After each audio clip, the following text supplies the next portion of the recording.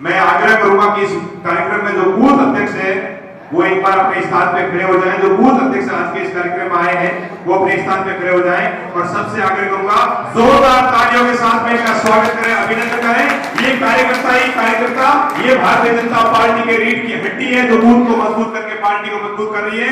मैं आज के इस कार्यक्रम में सबसे पहले आपका अभिवादन करता हूं, आपको प्रणाम करता हूं, आपको वंदन करता हूं और विश्वास व्यक्त करता हूं कि आपके दम पर आने वाले समय में भारतीय जनता पार्टी फिर अपना परचम लहराएगी। आप सब लोग विराजे।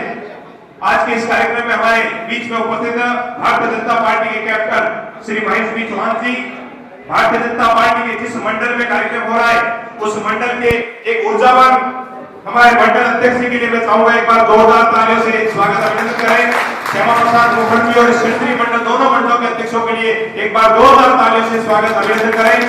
मंच पर उपस्थित श्रीमान हमीर सिंह जी भाई साहब, श्रीमान कान सिंह जी गोरे साहब, श्रीमान पृथ्वी सिंह जी रामदेरिया जी, मंच पर उपस्थित हमारे ओबीसी मोर्चे के जिला अध्यक्ष श्रीमान इंदाराम जी, हमारे किसान मोर्चे के जयराम जी, मंच पर उपस्थित हमारे युवा मोर्चे के भाई महिपाल जी।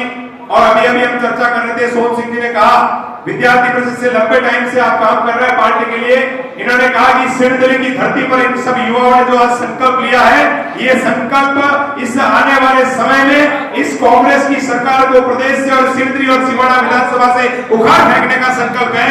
तो इस संकल्प के साथ में इस कार्यक्रम में उपस्थित सभी कार्यकर्ता बंधुओं का अभिनंदन करता हूँ, सभी के चरणों में प्रणाम करता हूँ। मैं केवल 2-3 छोटी बातें आप सबके बीच में रखूंगा। इस कार्यक्रम में हमारी बहनें भी उपस्थित है। ये पहला कार्यक्रम मैं देख रहा हूं जिसमें इन बहनों ने भारतीय जनता पार्टी ग्रहण की है। मैं चाहता हूं इनके लिए भी एक बार जोरदार तालियों से स्वागत करें। जबर सिंह जी ने बहुत अच्छी बात कही कि कार्यकर्ता के बिना पार्टी संभव नहीं है। कार्यकर्ता की रीढ़ की हड्डी मजबूत है, इसलिए पार्टी मजबूत है। लेकिन जो लोग भारतीय जनता पार्टी जिन्होंने आज ग्रहण की है, जो लोग भारतीय जनता पार्टी में आए हैं, उनको भारतीय जनता पार्टी का इतिहास और इस पार्टी की जानकारी भी होनी चाहिए। आखिर कौन सी परिस्थितियां थी जब देश के अंदर जनसंघ की स्थापना हुई, कौन सी परिस्थितियां थी जब देश के अंदर भारतीय जनता पार्टी की स्थापना हुई, ऐसी कौन सी परिस्थिति थी जब हमारे वाजपेयी जी की सरकार 13 दिन चली, 13 महीने चली और उसके बाद में 5 साल चली। और वो भी एक दिन थे जब 2 सांसद हमारे संसद में बैठा करते थे। मैं आप सब लोगों के सामने बताना चाहता हूँ, देश जब 1947 में आजाद हुआ और इस देश में नेहरू जब प्रधानमंत्री बने तो इस देश की कैबिनेट में पहले कैबिनेट मंत्री बनाए गए थे श्यामा प्रसाद मुखर्जी को। और वो श्यामा प्रसाद मुखर्जी जब देश में कैबिनेट मंत्री बने तो उन्होंने नेहरू जी से कहा कि हम भारत में रहते हैं तो फिर जम्मू कश्मीर का संविधान अलग कैसे और भारत का संविधान अलग कैसे? हम भारत में रहते हैं तो जम्मू कश्मीर में दूसरा झंडा और भारत में दूसरा झंडा क्यों? उन्होंने कहा कि एक देश में 2 विधान नहीं हो सकते। नेहरू जी आप इस पर कोई कार्रवाई करिए। नेहरू जी ने कोई जवाब नहीं दिया तो हार मान करके उन्होंने कहा कि मैं ऐसी एक दुनिया के अंदर आज अगर हम भारतीय जनता पार्टी के कार्यकर्ता इस संकल्प को सुने, अगर कोई पार्षद की टिकट नहीं मिलती तो पार्टी को लात मार देते हैं, अगर कोई पंचायत समिति की टिकट नहीं मिलती तो पार्टी छोड़ देते हैं। मैं उस समय की बात कर रहा हूं जब श्यामा प्रसाद मुखर्जी ने देश में 2 विधान नहीं होने चाहिए, देश में 2 संविधान नहीं होने चाहिए, देश में 2 तिरंगे नहीं होने चाहिए, ये बात मनवाने के लिए पहली भारत की कैबिनेट मंत्रालय से कैबिनेट मंत्री के पद को लात मार दी थी। ऐसे श्यामा प्रसाद मुखर्जी थे और उन्होंने कहा कि मुझे सरकार में नहीं रहना और सरकार छोड़ करके कैबिनेट मंत्री का पद छोड़ करके राष्ट्रीय स्वयंसेवक संघ के उस समय के गुरुजी के पास में गए कि गुरुजी देश की परिस्थिति ऐसी है, हम चाहते हैं कि कोई देश में बड़े मजबूत नेतृत्व खड़ा हो। गुरुजी ने कहा कि हमारा काम देश में मजबूत नेतृत्व खड़ा करना नहीं है, हमारा काम राष्ट्र का निर्माण करना है, व्यक्तित्व का निर्माण करना है, इसलिए राजनीतिक क्षेत्र में हम काम नहीं करेंगे। लेकिन मैं आपको कुछ लोग दे सकता हूं जिसके आधार पर आप देश में एक नई क्रांति खड़ी कर सकते हैं। 1951 में उसी विचारों को लेकर के जनसंघ की स्थापना हुई। जनसंघ की स्थापना के श्यामा प्रसाद मुखर्जी अध्यक्ष बनाए गए। आगे बढ़े तो पंडित दीनदयाल उपाध्याय जी इस यात्रा में जुड़े, राष्ट्रीय महामंत्री बनाए गए और धीरे धीरे जब यह यात्रा आगे चली तो 1975 के अंदर इस देश में आपातकाल लगा। इंदिरा गांधी ने देश के जितने नेता थे उन सबको जेल में डाल दिया। एक बहुत बड़ी क्रांति 1975 में सरकार के खिलाफ खड़ी हुई और 1977 के अंदर जब चुनाव हुए तो मोरारजी देसाई इस देश के प्रधानमंत्री बने और जनसंघ उसमें सहभागी बना। लेकिन 2 साल बाद वो सरकार गिर गई क्योंकि सरकार के साथ तालमेल नहीं बैठा, क्योंकि भारतीय जनता पार्टी के जिन लोगों ने जनसंघ की स्थापना की थी उन्होंने एक बात उस समय भी कही थी, आज भी कहते हैं कि भारतीय जनता पार्टी के लिए व्यक्ति नहीं राष्ट्र सर्वोपरि है, समाज नहीं देश सर्वोपरि है और भारत का संविधान सर्वोपरि है, भारत का लोकतंत्र सर्वोपरि है। इसलिए उनके तालमेल नहीं बैठा और 6 अप्रैल 1980 को इस देश में उनसे अलग होकर के भारतीय जनता पार्टी की स्थापना हुई। अटल बिहारी वाजपेयी पहले उस पार्टी के राष्ट्रीय अध्यक्ष बने। 1984 में पहला चुनाव हुआ, उस पहले चुनाव के अंदर केवल 2 सीटें मिली, संसद के अंदर हंसी उड़ाई गई। आप कल्पना करिए देश में परिस्थिति कैसे बदलती है।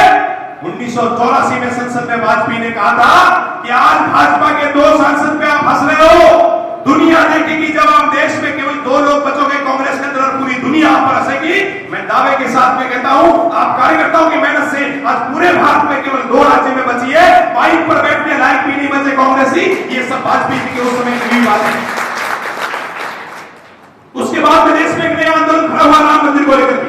91-92 में हमने ज्यादा सीटें प्राप्त नहीं की, लेकिन 1996 के अंदर हमारी सरकार बनने की कोशिश की गई, वाजपेयी जी को प्रधानमंत्री बनाया गया, 13 दिन में हमारी सरकार गिर गई।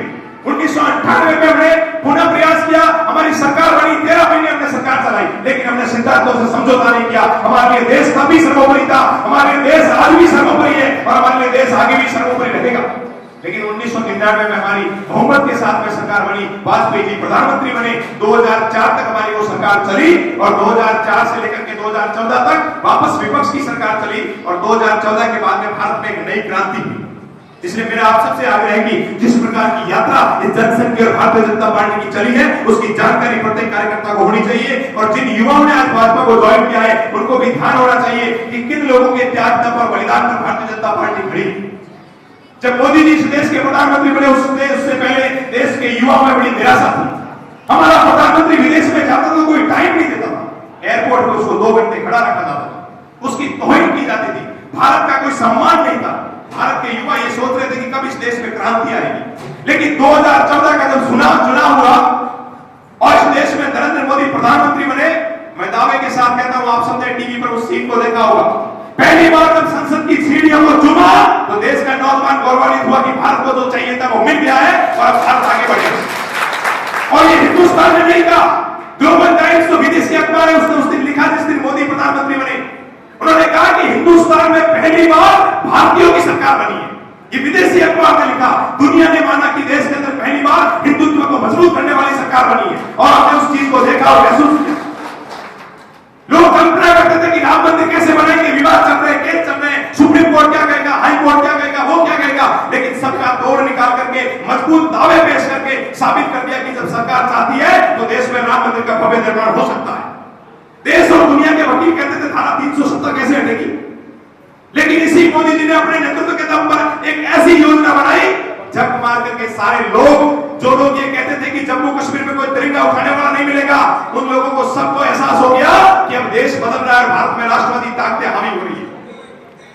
जो लोग हमारे गांव में घुस करके हमको मारते थे, आतंकी जब चाहे देश में कहीं पर भी बम विस्फोट कर देते थे, लेकिन जब पहली बार हमारे मोदी जी की सरकार के बाद भारत पर हमला हुआ तो मोदी जी ने कहा कि इनका मुंह तोड़ जवाब देना चाहिए।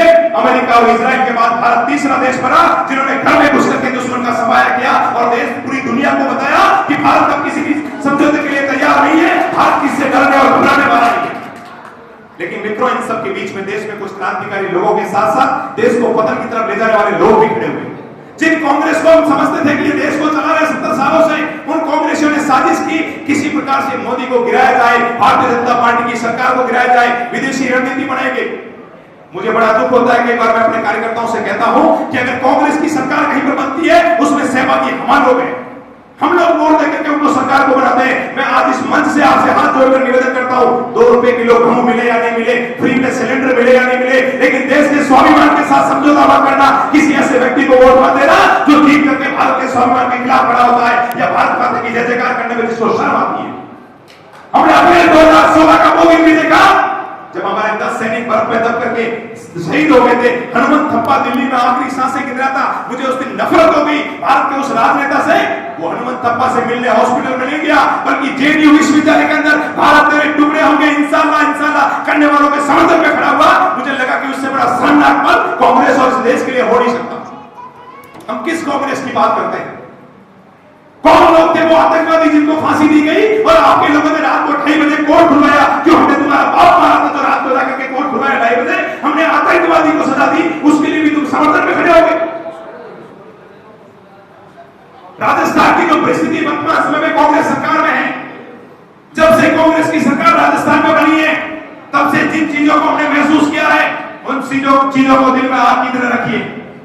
मत सोचिए कि इस देश में और प्रदेश में कोई ऐसी सरकार बने कि सरेआम फिर किसी कन्हैयालाल का सर्कल किया जाए। मत सोचना इस प्रदेश में कोई ऐसी सरकार बने जो हमारी राम मंदिर की यात्रा पर या राम रैली पर रोक लगा दे, हमारे हनुमान चालीसा पर रोक लगा दे। कभी टॉप में भारत तेरे टुकड़े होने के नारे लगते हैं, कभी जोधपुर में शहीदों का अपमान कर दिया जाता है। ये खड़े होने का समय है, सामर्थ्य के साथ में, देश के साथ में आगे बढ़ने का समय है। 70 साल बाद इस देश में ऐसी सरकार आई है। मैं आप सबसे आग्रह करता हूं, नरेंद्र मोदी के नेतृत्व में जो भारत की सरकार बनी है, ये नरेंद्र मोदी के नेतृत्व में बनने वाली सरकार, मैं दावे के साथ में कहता हूं और मैं हर मंच पे कहता हूं, जब मैं कान सिंह जी गोल्डी साहब जैसे लोगों के पास बैठता हूं तो ये गर्व के साथ में कहते हैं कि हमने जनसंघ में काम किया है, हमने 1975 में आपातकाल में काम किया है। मैं आज आप सब कार्यकर्ताओं से कहता हूं, जीवन के अंतिम मोड़ पर जब आप 80 और 90 साल के होंगे तो निश्चित तौर पर आप भी गर्व के साथ में अपने आने वाली पीढ़ी को बताएंगे कि मैंने भारतीय जनता पार्टी में उस समय काम किया जब देश में नरेंद्र मोदी जैसे प्रधानमंत्री हुआ करते थे। मैंने भारतीय जनता पार्टी में उस समय काम किया तो देश में राम मंदिर का निर्माण शुरू हुआ। मैंने भारतीय जनता पार्टी में उस समय काम किया तो देश से धारा 370 जम्मू कश्मीर से हटाई गई। मैंने भारतीय जनता पार्टी में उस समय काम किया जब देश का प्रधानमंत्री कभी गंगा की आरती कर रहा था, कभी बद्री और केदार की यात्रा करते हुए आरती कर रहा था, कभी उज्जैन महाकाल की आरती कर रहा था। देश और दुनिया ने ऐसे प्रधानमंत्री को देखा है और केवल भारत नहीं, जिसके तप और त्याग और बलिदान के मार्फत विदेशों की धरती पर भी भारत माता की जय जयकार और वंदे मातरम के नारे लगे। इसलिए मैं सभी युवा साथियों से आह्वान करूंगा, हम सौभाग्यशाली है कि हमने इस कालखंड में जन्म लिया है। हमारा सौभाग्य है कि हमने उस कालखंड में जन्म लिया जिसमें भारतीय जनता पार्टी का नेतृत्व नरेंद्र मोदी जैसे व्यक्ति इस देश का नेतृत्व कर रहा है। तो मैं आप सबसे आग्रह करूंगा, पार्टी की मजबूती के लिए काम करें। मेरा अंतिम और तीसरा आग्रह आप सभी से, हम लोगों को कुछ चीजें समझनी पड़ेगी। राजनीति में सत्ता और संगठन दो अलग अलग चीज होते हैं और इन दोनों को शामिल करने से कहीं कहीं हम गफलत में रहते हैं। सत्ता का काम है सत्ता चलाना और संगठन का काम है संगठन चलाना। लेकिन भारतीय जनता पार्टी और सारी राजनीतिक दलों में इस सोच को डेवलप करने की जरूरत पड़ेगी कि सत्ता क्या है, संगठन क्या है। दूसरा, हमारे जो कार्यकर्ता काम करते हैं उस पर किसी व्यक्ति का ठप्पा नहीं लगना चाहिए। मैं आपसे आग्रह करता हूं, जब हम पार्टी का काम करते हैं और किसी कार्यकर्ता से मिलते हैं तो वही कहते हैं साहब फला तो जिला अध्यक्ष जी का आदमी है, फला विधायक जी का आदमी है, फला एमपी साहब का आदमी है, फला साहब का आदमी है। मैं आप सबसे कर्मठ निवेदन करता हूं, हमारा कार्यकर्ता केवल और केवल भारतीय जनता पार्टी का आदमी है, कमल के फूल का आदमी है, वो किसी का आदमी है। मैं सभी कार्यकर्ताओं से भी आग्रह करता हूं, अपने मन में कोई गैर भाव नहीं रखना चाहिए। हम जो पार्टी का काम करते हैं वो पार्टी का काम हमारे लिए सर्वोपरि है। हम किसी की बुराई नहीं करें, क्योंकि हम अगर किसी कार्यकर्ता की बुराई करेंगे तो दुनिया बहुत आगे पहुंच चुकी है। 10 मिनट बाद उस कार्यकर्ता तक आपकी बुराई पहुंच जाएगी।